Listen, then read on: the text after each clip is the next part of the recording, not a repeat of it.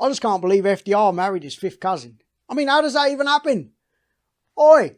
Hey, it's me, your cousin Franklin. We should date. During Operation Mongoose, the CIA tried to kill Fidel Castro with an exploding cigar. Did the person in charge watch one too many Bugs Bunny cartoons?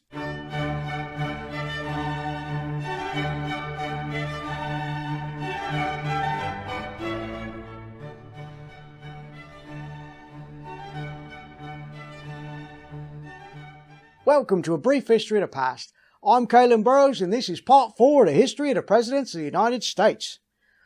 This better be the last video about presidents. You know, people want to know about important history, like the invention of the Twinkie. We're starting off with the 38th President of the United States, Gerald Ford, who was in office from 1977 to 1974. Ford was Richard Nixon's vice president and took office after Nixon's resignation. Interestingly enough, Ford was not Nixon's original vice president, but took over after the original VP, Spiro Agnew, resigned over tax evasion and money laundering charges. As a result, Ford is the only person to have served as both president and vice president without ever being elected to either position by the Electoral College. Who says you can't middle your way to the top? During his time in office, Ford would sign the Helsinki Accords, a document signed by 35 countries in an effort to ease tensions with the Soviet bloc during the Cold War. Unfortunately for Ford, on the domestic front, he would contend with one of the worst economies since the Great Depression. The nation's economy suffered from growing inflation and a recession with high unemployment throughout Ford's tenure. Hang on, now that just don't make no sense. You can't be both recessed and inflated. That's just science. One of the most controversial decisions made by Ford was his presidential pardon of Richard Nixon for his involvement in the Watergate scandal. Critics of the decision believe that Ford made a deal with Nixon to resign in exchange for the pardon so that he could be president. Others have cited that he pardoned Nixon due to their friendship. Regardless of his reason, it made him look bad in the public eye and was no doubt the reason he lost the 1976 election to Jimmy Carter. That makes him 0-1, since he was never elected to begin with. It's a bold strategy, Cotton. Let's see if it pays off for him. Jimmy Carter was the 39th president from 1977 to 1981. During Carter's term, the Department of Energy and the Department of Education would be created. Carter would also establish a national energy policy in an effort to promote conservation.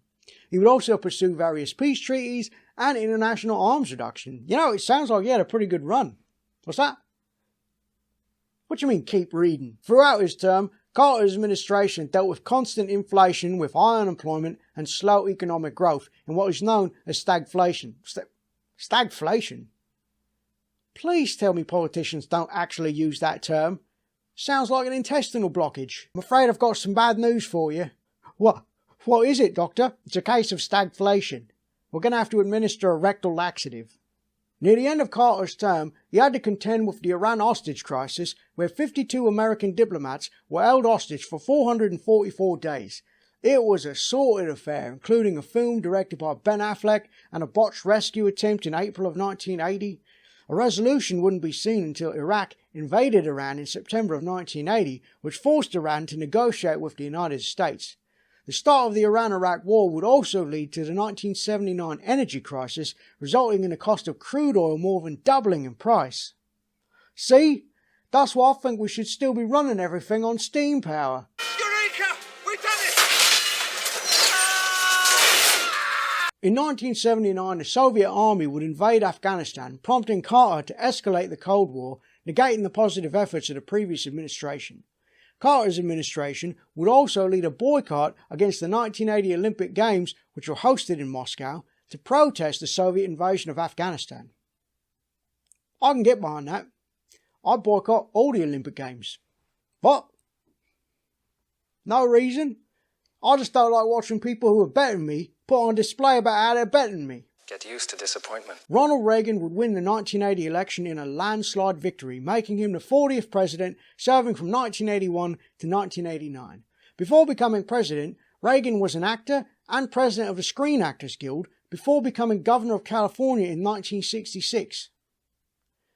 What is it with California letting actors run the state? I mean, I wouldn't be mad at Governor Dwayne "The Rock" Johnson. Daddy's gotta go to work.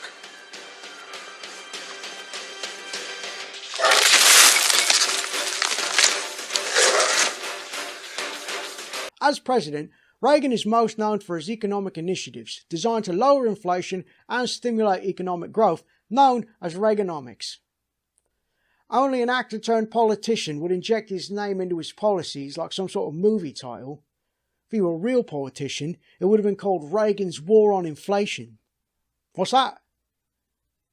He supported the war on drugs? Yeah, but did he declare the war? I think not. Everybody wants to be cool.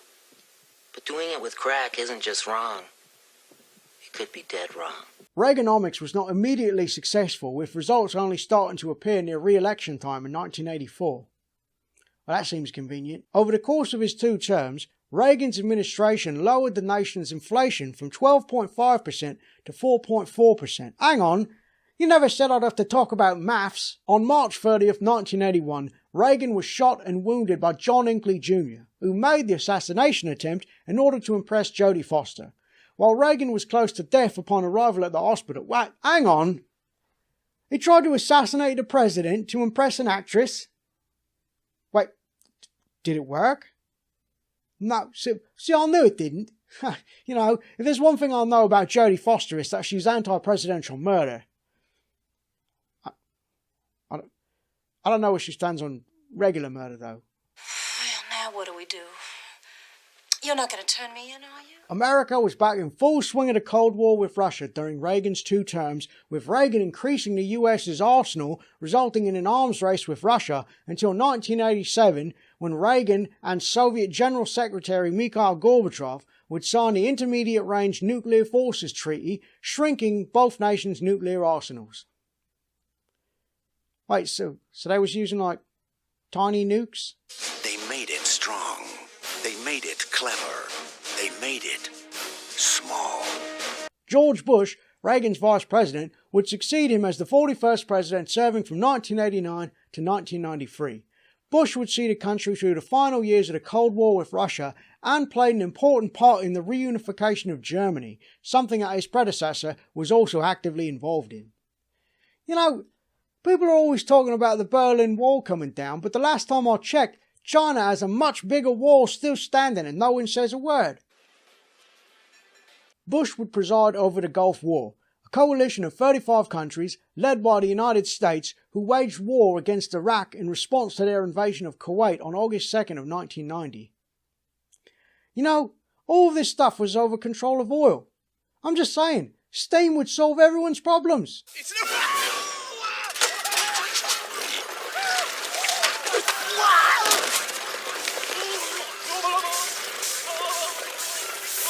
Bush would sign the North American Trade Agreement, which would reduce trade barriers between America, Canada, and Mexico, though it wouldn't be ratified until his successor's term.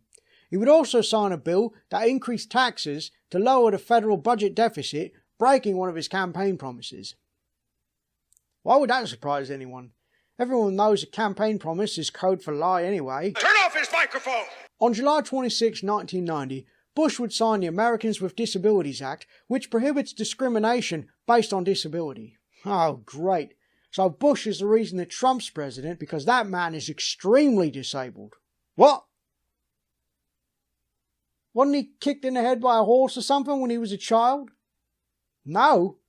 You mean he's that way on purpose? I know words. I have the best words. Bill Clinton was the 42nd president, serving from 1993 to 2001. And I think that we all know what Bill Clinton is most remembered for as president. That's right, signing the Iraq Liberation Act in opposition of Saddam Hussein. Huh? Well, what did you think I was talking about then? Oh. Well, why should anyone care who he does after hours? I mean, what he does after hours? During the last 3 years of Clinton's administration, it was reported that the government had a budget surplus, which hadn't happened since 1969. Upon leaving office, he had the highest approval rating of any president since World War II.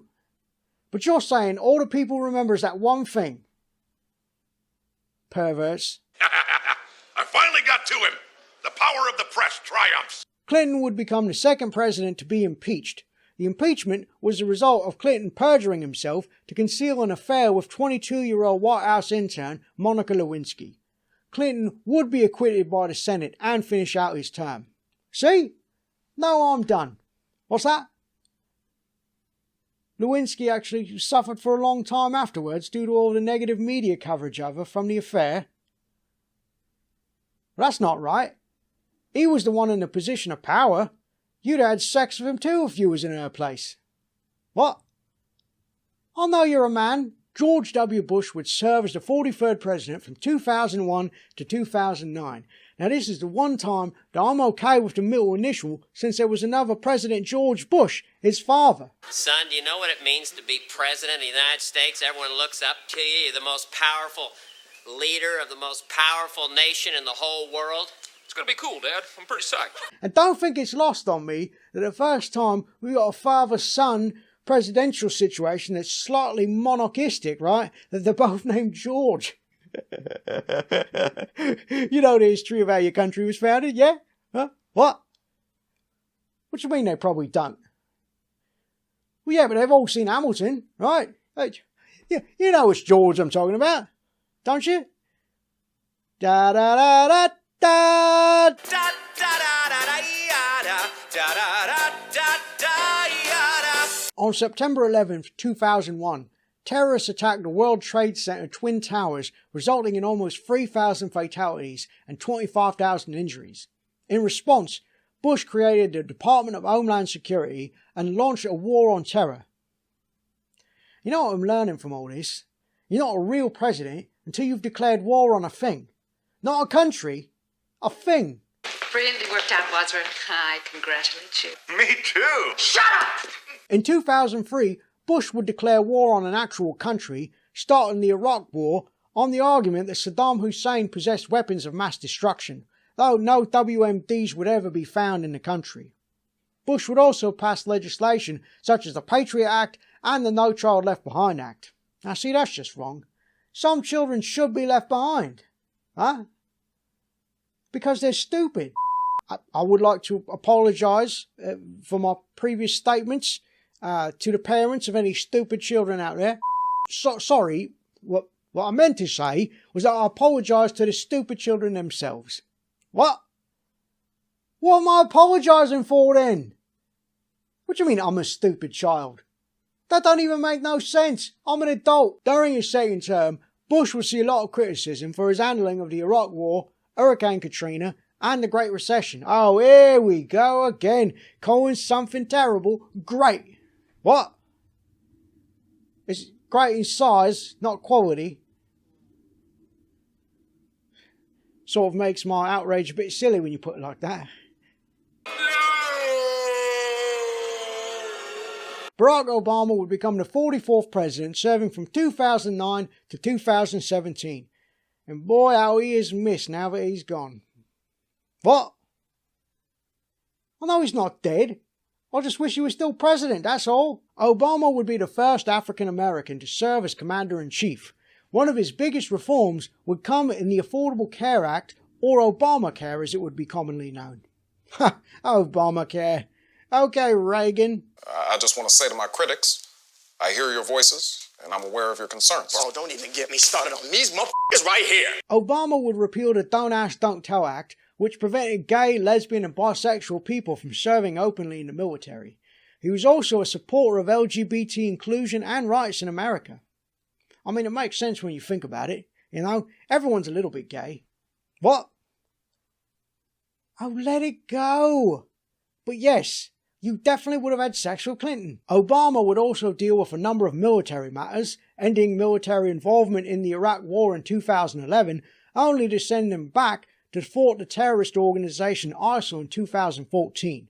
He would also order the military operation that would result in the death of Al-Qaeda leader Osama bin Laden. He also brokered a nuclear deal with Iran and eased hostility with Cuba, becoming the first president to visit the country since 1928. Sounds like Obama's really the one that declared war on terror. I miss him so much. Do I really have to? I know he's president right now, but I don't want to talk about him.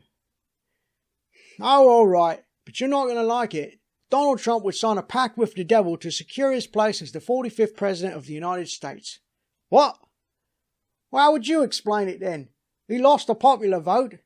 Only thing I've learned about the Electoral College from all this presidential stuff is that I don't like it. As of the recording of this video, Trump is still president, approaching the end of his first and hopefully only term in office.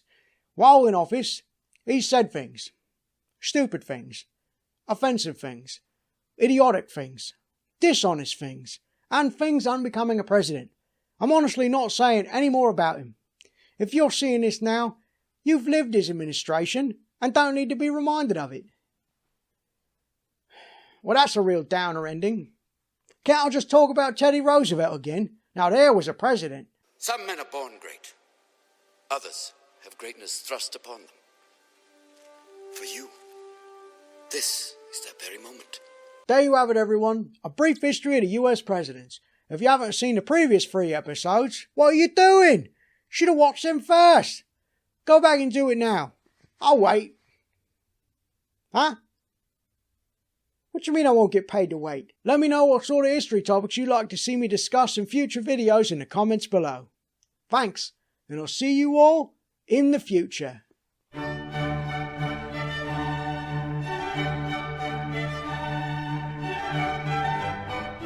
Throughout his term, Carter's administration dealt with constant inflation, with high unemployment and slow economic growth in what is known as stagflation. Stagflation? Please tell me that people, politicians, I mean, not that politicians aren't people, they're not. Thanks for watching, everyone. If you enjoyed this video, please consider giving it a like and a share. Don't forget to subscribe and click that bell icon to be notified when more brief history of the past videos go up. And check out some of the other videos we have on the channel. You might find something else that you like.